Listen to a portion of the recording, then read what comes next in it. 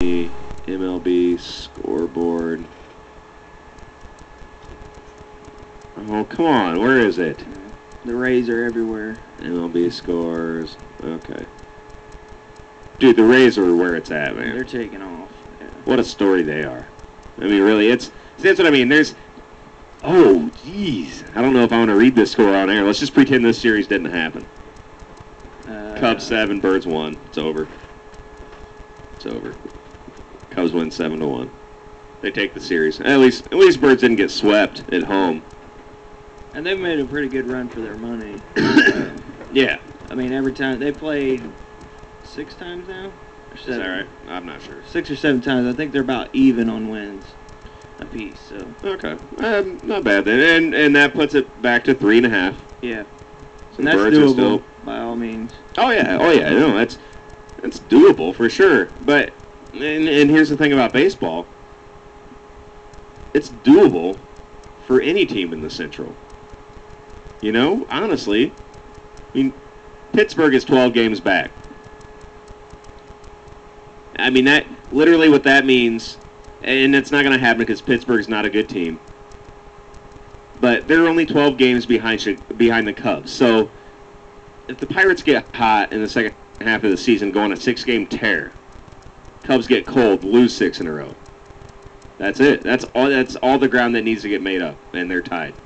You know what I mean? Mathematically, everyone's still in it right now. They just are. Right? And Pittsburgh won't do it. They're not a good team. I'm just saying they could. That's what makes it exciting. Yeah. Mm-hmm. Yeah. You just don't think. But it's not exciting to me yet until that gap starts closing and it starts getting later in the year. Then there's playoff spots on the line. You know, everybody's vying for those precious 8 spots. You know, and then it gets really exciting for me the last 20, 30 games of the season when it really, you know, and there's, especially when there's head-to-head matchups for, you know what I mean? Like, say at the end of this, I don't know how late, I haven't looked at the schedule, I don't know how late in the year the Cubs and Cardinals play, but if there's 30, 40 games left, and they're still separated by just a few games for first and second, and they have a few series head-to-head, man, there is not much more exciting than that. I mean, that's... Oh, I agree. I mean, when it wow. comes down to the wire, then that's when everything picks up. And that's what it's all about, man. That's what it's all about for me. That's what I wait for. You know, I pay attention kind of during the season, see what's going on, pay attention to the side stories. I know who's good. I know who isn't good. But when it starts getting towards the end of the year, I start really tuning in and really checking out what's going on. Because then it gets exciting for me. You know, and we're getting close to that. I'm kind of taking an interest in baseball right now. I really like the Josh Hamilton story. You know about Josh Hamilton? He's playing for the Rangers. You know about this kid? I've heard something about it. I just don't know exactly. Dude, this kid was like the #1 draft pick a while ago. He's 27, so that would have probably put it in 99, 2000.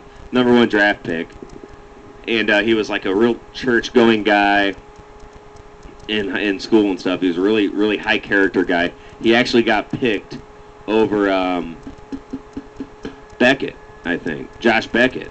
They were both high school phenoms, and they took Josh Hamilton before Beckett. Who drafted him? I think it might have been the Rays. Devil Rays drafted him. Oh, yeah? Yeah, and they drafted him ahead of Beckett because of character, right? And then he moves to Florida, and like him and his mom get in a wreck. She gets kind of injured and has to go back home to wherever they're from. I don't remember. I read a story on it earlier, and kind of rehab herself. And he's out there in Florida by himself.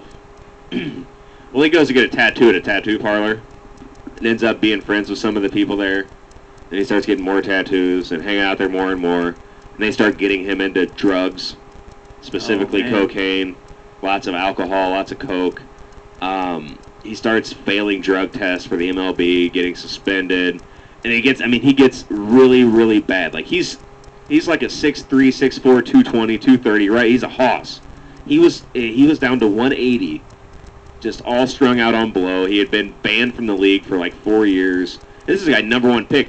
A lot of people were saying this kid had the potential to be the best player ever. A lot of people were saying this guy has the potential to be the best player that's ever played.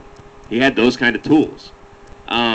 and then he wasted it all away, man. He was just crazy amounts of, I mean, and he actually, I remember reading a story about him in both ESPN the magazine and Sports Illustrated. Just kind of about his story and what was going on, and when he was trying to make his comeback to get back into the league. And it's amazing. I guess he got to the point where he woke up in some strange trailer with 6 people he didn't know, just completely strung out, like, where am I at, what am I doing, wandered to his grandma's house, all right, who had a large hand in raising him growing up, and like went there, and she kind of got him back on the right track. He rehabbed. He was clean for a long time. Baseball finally let him, come back. He's gotten tested. He got a chance with Cincinnati last season. Batted like .292 with 17 or 18 home runs, something like that. But now this season, he is putting up MVP numbers. I mean, literally MVP numbers, dude. He is 3rd in home runs in the American League with 19. He's batting .309. All right, good enough for, I don't know. That's pretty nice. Dude, yeah. No, he is, he's batting .309. It's good enough for 11th in the AL. He can hit. He's got 3 triples. He's a big dude, but he can motor around the bases. He's got an amazing arm. He plays center field, and he just guns dudes out. He's like the prototype. You know what I mean? If you draw the perfect baseball player, it's this kid. He's muscle. He's strong. He's got a good accurate arm. He was throwing 97-mile-an-hour fastballs in like 8th grade. I mean, this kid is everything you want in a baseball player. And it looked like it was going to be such a sad story. You know what I mean? It's such a tragic ending to, you hear all these, this kid could have been the best I ever saw. I mean, you hear those stories all the time from people, but people were actually saying this kid is the best I've ever seen. What a waste. Oh, by the way, he also has 83 RBI at this point right now in the season. That's huge. Dude. That's 18 more than Justin Morneau, the next guy, number 2 in the AL. 18 more. I mean, his batting and runs something crazy. 83 at this point is ridiculous. Absolutely ridiculous. So won a game, right? About there. Yeah, oh yeah. He's hitting right under 1 a game. I mean, just right under 1 RBI a game. Unheard of through about 90 games.